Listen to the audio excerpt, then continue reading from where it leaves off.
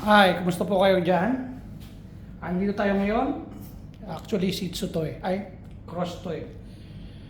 Tulad din ng Pilipinas, mayroon din dito sa ilan lang dito sa Dubai na inaabot ng ganitong itsura na aso. Kita nyo? Yan, grabe. Grabe matid niya. Pero bibihira lang dito yan. Meron man, itong ganitong klase, bibihira lang. O, hindi tulad sa Pilipinas, talagang grabe ang mga bull doon. So, yan po yung before ha. Sige po.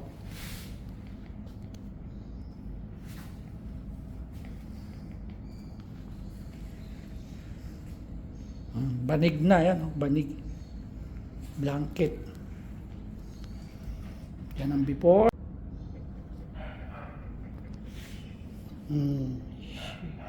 Yan na siya ngayon. Medyo na-preskohan na siya.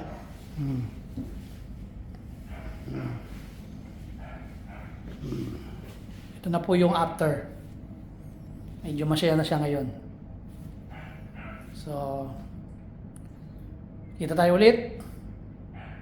Masalama.